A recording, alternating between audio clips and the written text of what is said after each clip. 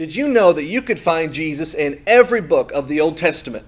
You can go through all of the 39 volumes that comprise the Old Bible from Genesis to Malachi and find some reference one way or another, whether it's a prophecy or a person who is presented in the Old Testament as a figure to appear like Jesus in the future, or even a divine presence that you could only describe as the person of God come down in the form that a human being could see and have a communication with.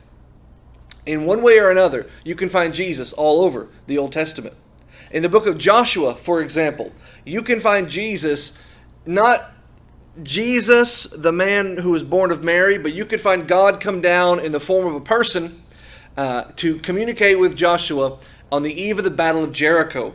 Now, of course, the Battle of Jericho was the famous battle in which the nation of Israel defeated the Great Walled City. It was their first big campaign as they took the Promised Land under God's guidance. And so it's very fitting that on the eve of that first battle, before they go to do this great long series of battles, God would come and make His presence known to the leader of the Israelite people, Joshua.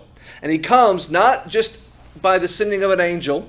He comes not just with a voice burning in a burning bush like with Moses, but He comes in a physical form, something that could be seen and handled and empirically understood.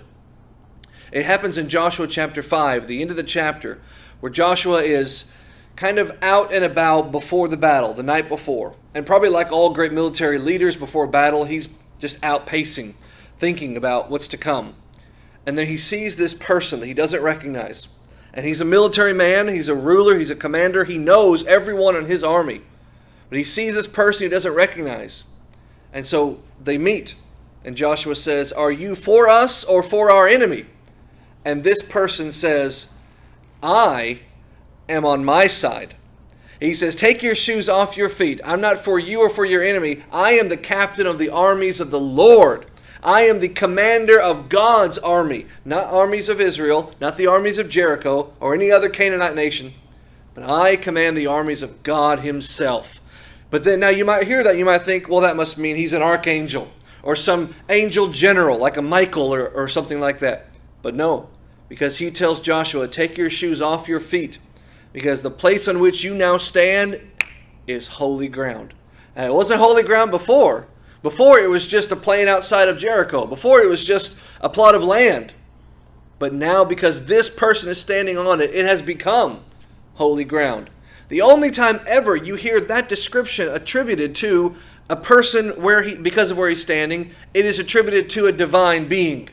When Moses saw God in the burning bush, or saw, the fire and heard the voice of God, the voice of God told him, "Take your shoes off your feet because where you stand is holy ground."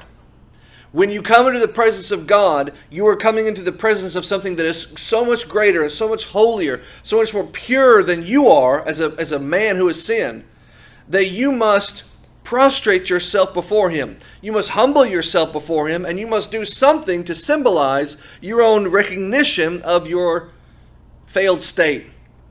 And so to do that, we take our shoes off and we prostrate ourselves before God. And that's just what this being tells Joshua to do. Take your shoes off your feet, because where you stand is holy ground. I'm going to fight with you. I'm going to be there for you. I'm going to support you. These are all the things that God has been telling the people. But now here Joshua gets to see in the flesh his God, assuring him that the battle is going to be won. That the captain of the armies of the heavens will be with the captain of the armies of Israel.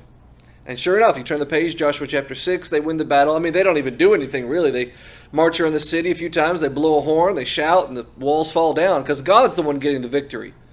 And that should not be a surprise, not just because you've read all the other books leading up to this, but because you saw in Joshua 5 when God made His presence known. I think in seeing that, you're seeing Jesus in the Old Testament. God bless.